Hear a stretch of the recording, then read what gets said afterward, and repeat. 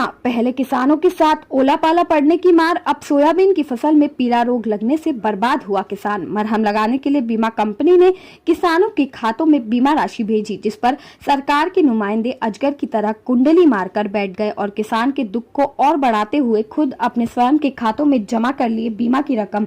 जहां एक और शिवराज सरकार गला फाड़ फाड़ कर कह रही है कि हम किसानों के साथ हैं, और वहीं आए दिन किसानों की आत्महत्या की खबरें मीडिया के माध्यम से सरकार और सरकार के नुमाइंदों को दिखाई जा रही है, लेकिन इन्हें किसान की आत्महत्या दिखाई नहीं दे रही। वहीं काला पीपल क्षेत्र में किसानों के साथ जमकर धोखाधड़ी हो रही है और यह धोखाधड़ी सरकार के नुमाइंदों को दिखाई नहीं दे रही। और अब बेचारा किसान जाए तो किसके पास जाए? कहने को तो नेताजी अन्नदाता के लिए बड़े बड़े दावे और वादे करते हैं और किसान को देश की रीढ़ की हड्डी कहते हैं। वहीं दूसरी ओर सरकार के नुमाइंदे, सरकारी अफसर किसान की रीढ़ की हड्डी को तोड़ने में कोई कसर नहीं छोड़ रहे हैं।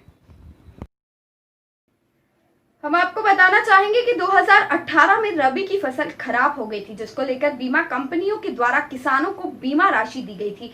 इस बीमा राशि को लेकर काला पीपल क्षेत्र की सोसाइटियों में किसानों को लेकर जमकर धोखाधड़ी की गई थी, जिस पर आक्रोशित किसानों ने शाखा प्रबंधक पर भ्रष्टाचार के आरोप लगाते हुए कहा कि सहकारिता विभाग में जो काम कर रहे हैं, उन्होंने अपने स्वयं के खातों में पैसे जमा कर लिए हैं, जो कि वास्तव में किसान के हैं, और जो बीमा का हकदार है उसके खाते में नाम मात्र की राशि डाली गई है। भ्रष्टाचार को लेकर किसानों द्वारा सोसाइटी का घेराव भी किया गया था और वहां पर सैकड़ों किसानों ने विधायक कुणाल चौधरी को आने का आह्वान भी दिया था, लेकिन कुणाल चौधरी किसानों के बीच नहीं पहुंचे। वहीं अगर चुनाव होता तो नेता घड़ियाली आंसू बहाते हुए किसानों के बीच कई बार पहुंच जाते, लेकिन चुनाव जीतने के बाद नेताओं का देश के अन्नदाताओं से कोई लेना देना ही नहीं है। वहीं अब किसान प्रशासन और सरकार की तरफ टकटकी लगाते हुए देख रही है। अब देखना यह होगा कि शिवराज सरकार खुद को किसान हितैषी सरकार बताती है तो क्या इन भ्रष्टाचारियों पर कार्रवाई हो पाएगी या नहीं, ये बड़ा ही सोचनीय विषय है।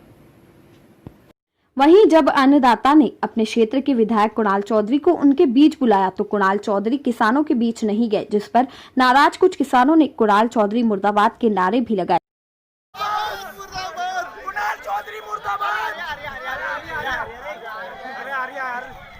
जिस पर विधायक कुणाल चौधरी सफाई देते हुए नजर आए और कुणाल चौधरी ने कहा कि मैं हमेशा किसानों के साथ रहा हूं और किसानों के साथ रहूंगा।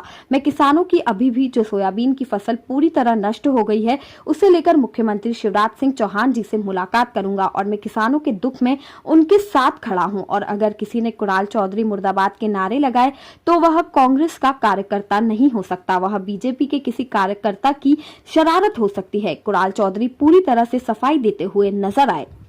अभी फसल बीमा की बात चल रही है, मुआवजे की बात चल रही है, किसान परेशान है, इसको लेकर के अब क्या कहेंगे? देखिए, पूरे प्रदेश के अंदर जिस प्रकार से फसलें खराब हुई, खास तौर पे मैं काला पीपल विधानसभा की बात करूँगा, 100% फसलें खराब हो चुकी है।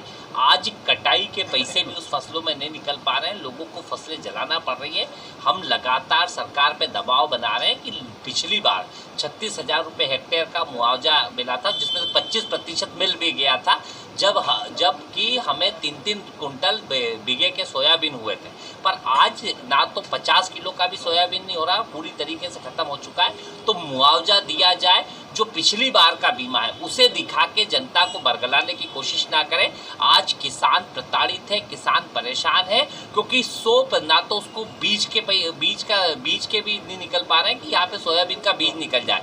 आज परिस्थितियाँ गंभीर है। पहली फुर्सत में बिगर सर्वे करें, क्योंकि फसल 100% पहले जो पानी नहीं गिरा उसके कारण, फिर अति वर्षा के कारण, पीले मोजेक के कारण, तीनों तरीके से फसल पूरी खत्म हो चुकी है। हमने कल काला पीपल में धरना भी दिया था, मैं मुख्यमंत्री जी को पत्र भी लिख चुका हूं कि जो पिछली बार आप कहते थे 40,000 रुपये हेक्टेयर का, 40 नहीं दे तो जो कमलनाथ जी ने 36,000 रुपये हेक्टेयर का दिया था वो दे, और पिछली बार का जो 75% जो बजट के बाद आना था, अलोकेशन हो चुका था, उसको भी पैसे दे। किसान आफत में है, लगातार प्रदेश में आत्महत्या की घटनाएं बढ़ती जा रही है, किसान प्रताड़ित है। किसान के साथ खड़े हो, किसान के साथ इस प्रकार का व्यवहार नहीं करें कि जैसे किसान को पहचानते नहीं, क्योंकि बीमे में जिस प्रकार से साठगांठ हुई, अऋणी किसान जिसका बीमा होने के लिए सिर्फ 1 दिन का समय दिया गया, 29 को कंपनी फिक्स होती है, 30 को इतवार रहता है और 31 तारीख को सोमवार में 1 दिन में किसान कैसे कराएगा?